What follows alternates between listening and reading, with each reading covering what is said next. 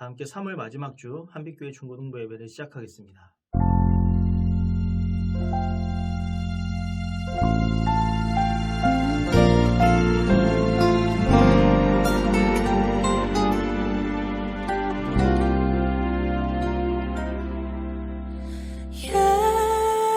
예수 사랑합니다.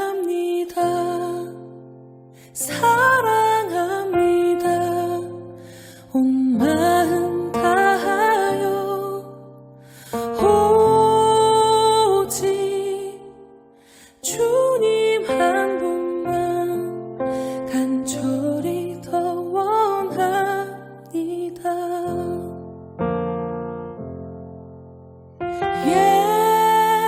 예수 사랑합니다.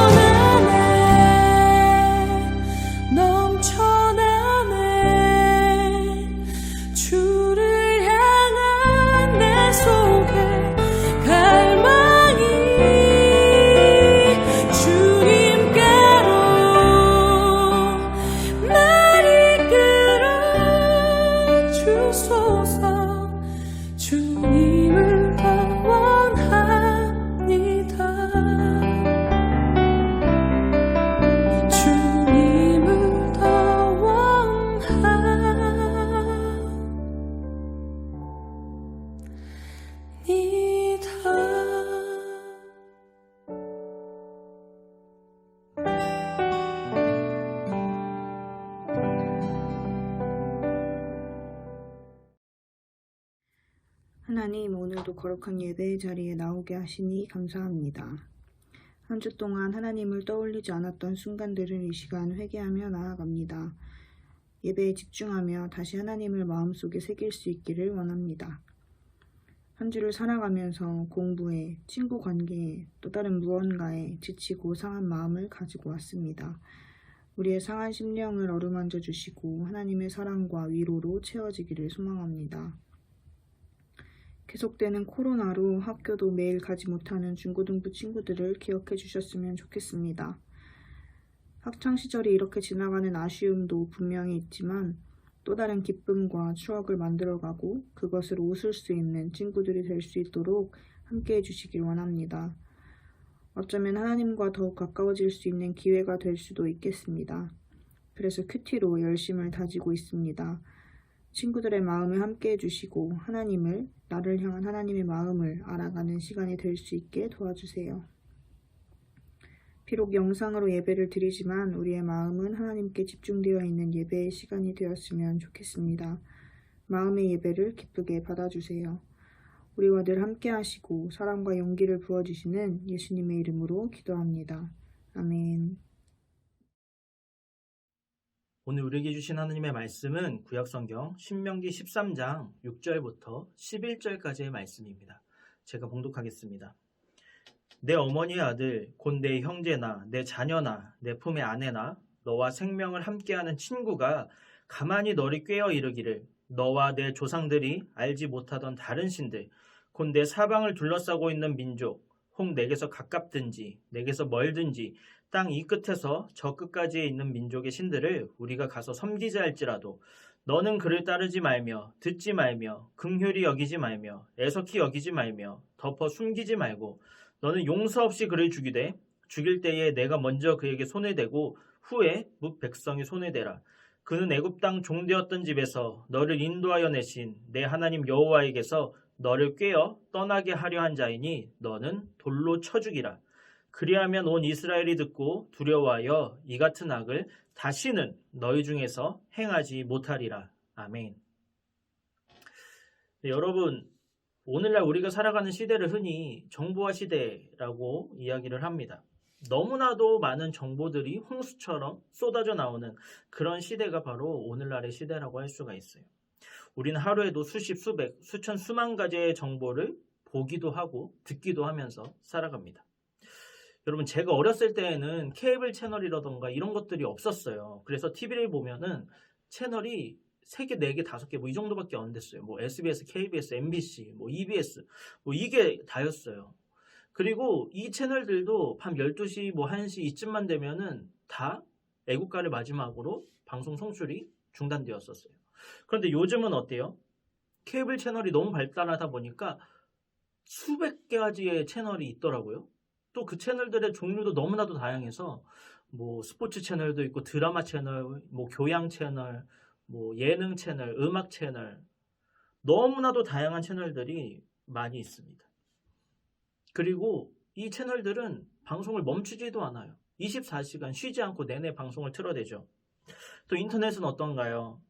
예전에 제가 어렸을 때, 제가 학창시절에는 선생님께서 뭐 어떤 것에 대해서 조사해와라 라고 숙제를 내주시면은 제일 먼저 했던 건 부모님께 여쭤봤던 거예요.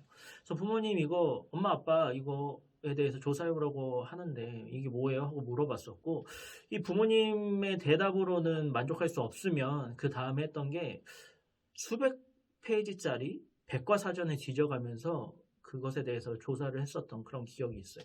그런데 요즘에 여러분은 어떤 것에 대해서 조사하거나 이러면 어때요?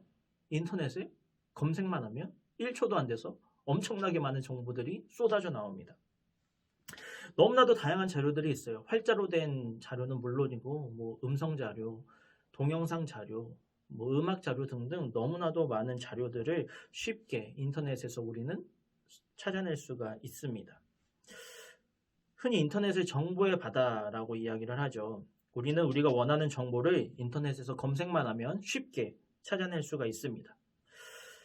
그리고 예전에는 제가 어렸을 때에는 함께 운동장에서 함께 운동하고 딱지치기 하고 팽이치기 하고 술래잡기 하고 그렇게 살을 맞대고 부비고 그렇게 뒹굴면서 친구들을 사귀었었는데 요즘에는 게임 속에서도 또 인터넷 속에서도 외국인 친구까지 그렇게 쉽게 찾을 수 있는, 그렇게 사귈 수 있는 그런 놀라운 시대를 우리가 살아가고 있죠. 이와 같이 우리는 오늘날 정보의 홍수 속에서 살아가고 있습니다. 우리는 너무나도 많은 정보를 듣고 보고 살아갑니다. 그런데 중요한 것은 그렇게 우리에게 보여지고 또 들려지는 많은 정보들을 우리가 무분별하게 수용해서는 안 된다는 사실입니다. 우리는 우리에게 보여지고 들려지는 그 많은 것들을 경계할 줄 알아야만 합니다. 왜냐하면 오늘날 우리에게 닥쳐오는 수많은 문제는 대부분 우리가 보고 듣는 것에서부터 시작되기 때문입니다. 이스라엘 민족이 가나안 땅에 들어갔을 때 이 이스라엘은 가나안 땅에서 가나안 땅의 전설과 쾌락과 또 가나안적인 성공 이야기를 보고 듣고 그것들로부터 유혹을 받게 됩니다. 그런데 이 모든 가나안적인 것들은 모두가 다 가나안에서 섬기던 신들과 연관이 되었던 것들이었어요. 그러한 상황에 노출될 것을 알고 계셨던 하나님께서는 이 이스라엘 백성들이 가나안에 들어가기 전부터 말씀하신 것들이 있었는데 그것이 바로 오늘 함께 읽은 성경 본문의 말씀입니다. 하나님께서는 오늘 본문 말씀 속에서 이 가나안에서 이스라엘 백성들에게 들려오는 다른 신들에 대한 이야기, 또 다른 신들을 섬기자는 이야기, 또 하나님으로부터 이스라엘 백성들을 꿰어내는 그런 이야기들을 듣지 말고 그런 이야기들을 따르지 말라고 말씀하고 계십니다. 따르지 않는 것을 넘어서 그러한 이야기들로 유혹하는 자들을 돌로 쳐서 죽이라고까지 아주 강력하게 하나님은 말씀하고 계십니다. 이 가나안에서 들려오는 다른 신들의 이야기는 이스라엘 백성들의 관심을, 이스라엘 백성들의 시선을 하나님에게서부터 다른 신들로 돌릴 만큼 아주 굉장히 화려하고 유혹적인 그런 것들이었어요. 예를 들면 오늘날 세상에서 우리에게 들려오는 그런 성공적인 이야기들, 그런 것들과 마찬가지였다는 거죠. 세상에서 들려오는 성공의 이야기, 부를 축적하는 돈을 버는 그런 이야기, 권력을 갖게 되는 그런 이야기, 이런 이야기 등등 세상의 이야기는 우리가 보기에도 오늘날에도 굉장히 유혹적입니다. 마치 아담과 하와가 선악과를 보았을 때 그것이 보암직도 하고 먹음직도 했던 그런 것처럼 말입니다. 하지만 아담과 하와가 하나님께서 절대로 먹지 말라고 하셨던 그 보암직도 하고 먹음직도 했었던 그 선악과를 따먹은 결과가 무엇이었습니까? 그것은 바로 하나님과의 단절, 즉 사망이었습니다. 이와 마찬가지로 오늘날에도 우리가 하나님의 음성이 아니라 세상의 이야기에 귀를 기울이게 되면 그 결과도 마찬가지로 사망이라는 것을 기억해야 합니다. 그래서 보지 않고 듣지 않는 것이 굉장히 중요해요. 그런데 세상을 살아가면서 보지 않고 또 듣지 않는 방법이 있을까요? 세상의 이야기들로부터 모든 것을 다 차단할 수 있는, 모든 것으로부터 나를 지켜낼 수 있는 그런 방법이 있을까요? 사실 불가능해요. 왜냐하면 우리는 세상 속에서 살아가고 있기 때문이에요. 그렇게 우리가 세상 속에서 살아가는데 눈을 감고서 어떻게 살아갈 수가 있겠어요? 귀를 막고 어떻게 살아갈 수가 있겠어요? 그렇다면 어떻게 해야 할까요? 우리가 세상을 살아갈 때 눈을 뜨고 귀를 열고 살아가면서 어떻게 하나님의 말씀대로 살아갈 수가 있을까요? 그것은 눈을 뜨고 살아가지만 이 눈을 뜨고 세상을 즐기면서 살아가면 안 된다는 것입니다. 우리는 세상을 살아가면서 세상을 보고 또 세상의 소리를 들을 수밖에 없어요. 맞아요. 이거는 어쩔 수 없는 사실이에요. 하지만 그것들을 즐기고 그것들을 사랑해서는 안 된다는 것입니다. 우리는 세상에 속한 자가 아니기 때문입니다. 우리는 세상의 모습을 보고 세상의 소리를 듣는 것을 즐기는 사람이 아니라 하나님의 말씀대로 사는 사람이라는 사실입니다. 즉 우리는 세상에서 살아가긴 하지만 이 세상에 속한 자가 아니라 하나님께 속한 사람들이라는 거예요. 그리고 그것은 우리가 이 세상에서 살아가지만 세상에서 그리스도인으로서 살아가야 한다는 것을 의미합니다. 세상에서 세상의 법을 따라 사는 것이 아니라 세상의 가치관대로 살아가는 것이 아니라 세상 사람들과 똑같이 성공과 번영을 추구하면서 살아가는 것이 아니라 이 세상 속에서 하나님의 말씀을 중심으로 삼고 살아가는 삶, 말씀을 가슴에 품고 예배를 중심으로 살아가는 삶, 하나님을 사랑하며 사모하는 삶, 그것이 옳다는 것을 믿는 삶이 바로 우리 그리스도인의 삶이라는 것이죠. 우리가 이렇게 살아갈 때 우리는 세상의 소리가 아니라 다른 소리, 다른 음성을 듣게 됩니다. 그것은 세상의 소리가 아니라 바로 하나님의 음성입니다. 우리가 하나님의 음성을 들으면서 이 세상을 살아갈 수만 있다면 우리는 세상 사람들의 삶과는 다른 삶을 살 수가 있습니다. 똑같이 이 세상에서 살지만 전혀 다른 차원의 삶을 살게 된다는 거예요. 우리는 우리의 시선과 관심을 세상에 두지 않아야 합니다.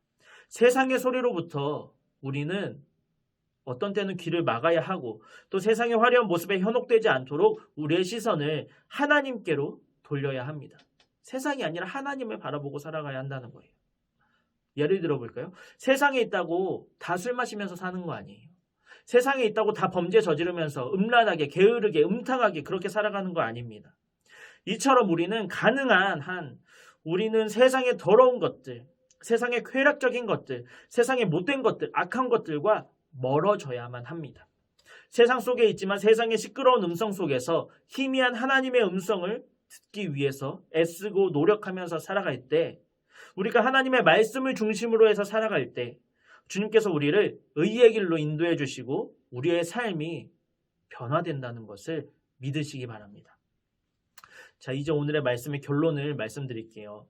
오늘 말씀의 제목이 뭐였죠? 바로 말씀을 묵상하는 방법 1, 첫 번째, 환경 조성이었습니다. 그리고 지난주까지 제가 몇 주에 걸쳐서 계속해서 어떤 이야기를 했었죠? 바로 세상의 시선을 빼앗기지 말아야 한다고 말씀드렸고,